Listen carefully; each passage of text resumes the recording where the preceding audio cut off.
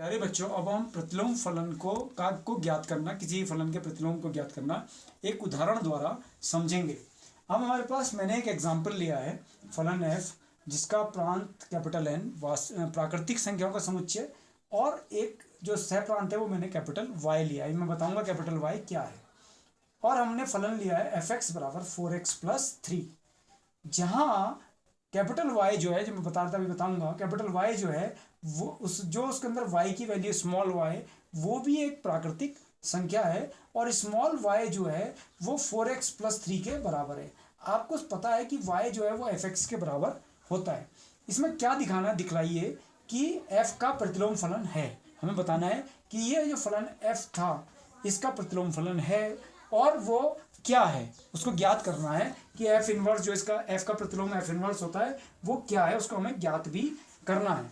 तो अब हम शुरुआत करते हैं। सबसे पहले आप इसमें समझिए कि पहला स्टेप क्या होगा। हम स्टेप वाइज इस क्वेश्चन को सॉल्व करेंगे।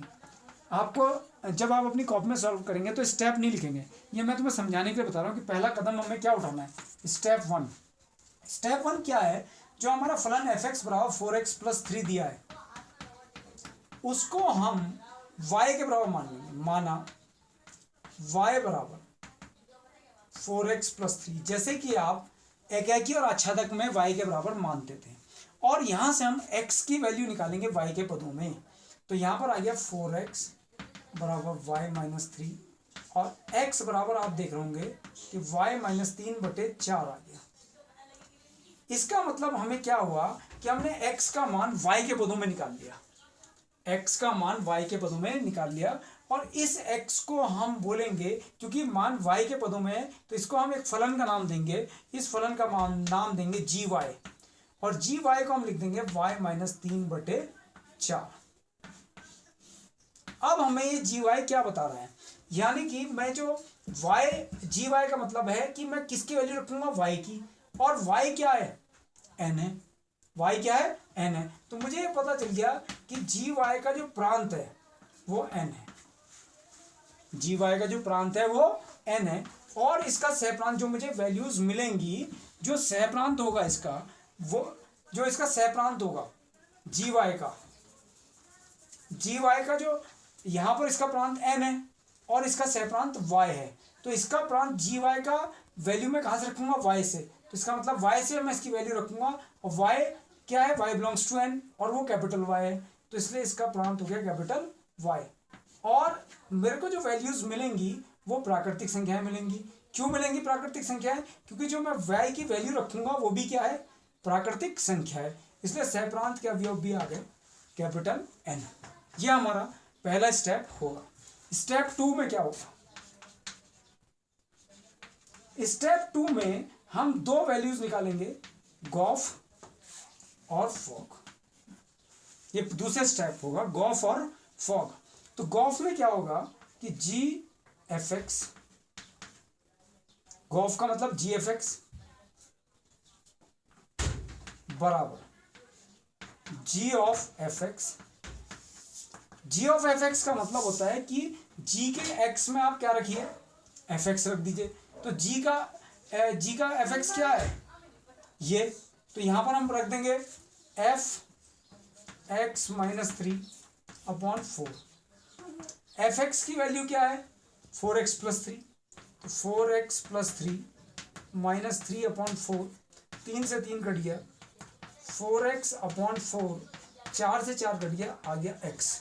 इसका मतलब गॉफ x की वैल्यू x आ गई, तो x रखने पर x मिल रहा है, तो ये आ गया gof x of identical function x। मैंने भी आपको थोड़ी देर पहले आइडेंटिकल फंक्शन के बारे में बताया था कि x किसी भी फलन में आइडेंटिकल फंक्शन वो कहलाता है कि x रखने पर हमें क्या मिले, x मिले, 1 रखने पर 1 मिले, 2 रखने पर 2 मिले, 3 रखने पर 3 मिले, इसे तत्समक फलन कहते हैं। तो गॉफ बराबर आ गया ix। अब हम इसमें आए फॉग में, तो फॉग y, तो इसको हम क्या लिखेंगे, फॉग y को एफ जी वाई का मतलब हो गया कि फलन f में x की जगह पर gy, तो फलन f में x की जगह पर gy, तो 4 gy प्लस 3 4 ऐसी कैसी। जी वाई की वैल्यू देखिए कहाँ है, जी वाई की वैल्यू हमने यहाँ निकाली है y माइनस 3/4 प्लस 3, 4 से 4 कैंसिल हो गया, y माइनस 3 प्लस 3, तो 3 से 3 कट गया, बराबर आ गया y। तो एफ ओ जी वाई की वैल्यू y आ गई। कहने का मतलब है कि y रखने पर y मिल गया, तो इसको हम बोलेंगे एफ ओ जी वाई को it is an identical function of y, it is an identical function of y, y रखने पर y। तो दूसरा स्टेप क्या था हमारा कि हम गॉफ निकालेंगे, तो गॉफ की वैल्यू आई एक्स आ गई, आइडेंटिकल फंक्शन ऑफ x, और फॉग की वैल्यू आई वाई आ गई, आइडेंटिकल फंक्शन ऑफ y। अगर गॉफ आई एक्स आ जाए, फॉग आई वाई आ जाए, तो हम ये कहते हैं कि जो जी वाई हमने निकाला था, ये जी वाई जो है इस फलन f का क्या है, प्रतिलोम है। इसलिए f का व्युत्क्रम फलन जी वाई बराबर y माइनस 3/4। ये कब होगा, जी वाई बराबर वाई माइनस, ये व्युत्क्रम फलन कब होगा कि जब गॉफ x बराबर आई एक्स आए, गॉफ फॉग y बराबर आई वाई आ जाए, यानी कि गॉफ x बराबर x, फॉग y बराबर y, तब ये जो फलन जी वाई है ये फलन f का व्युत्क्रम कहलाएगा। इसको ये y के रूप में लिखा है, लेकिन हमारा फलन किस रूप में था, x के रूप में, तो उसका जो व्युत्क्रम होगा वो भी किस में होना चाहिए, x में। लेकिन ये भी ठीक है, लेकिन इसको x में लिखिए आप, जी एक्स बराबर x माइनस 3/4, यानी कि जहां पर y था वहां x आ गया। अब जी एक्स को आप क्या लिख सकते हैं, एफ इनवर्स बराबर x माइनस 3/4। इस प्रकार ये फलन एफ एक्स का एफ इनवर्स ही है, यानी कि जो आपने पहले स्टेप में निकाल लिया था जी वाई, वो ही व्युत्क्रम फलन होगा किसका, एफ एक्स का। लेकिन उसके लिए ये स्टेप 2 का होना बहुत जरूरी है। स्टेप 2 का होने का जरूरी का मतलब क्या है कि अगर गॉफ एक्स का मान x नहीं आया और फॉग y का मान y नहीं आया, तो ये जी वाई जो है ये फलन f का व्युत्क्रम नहीं होगा।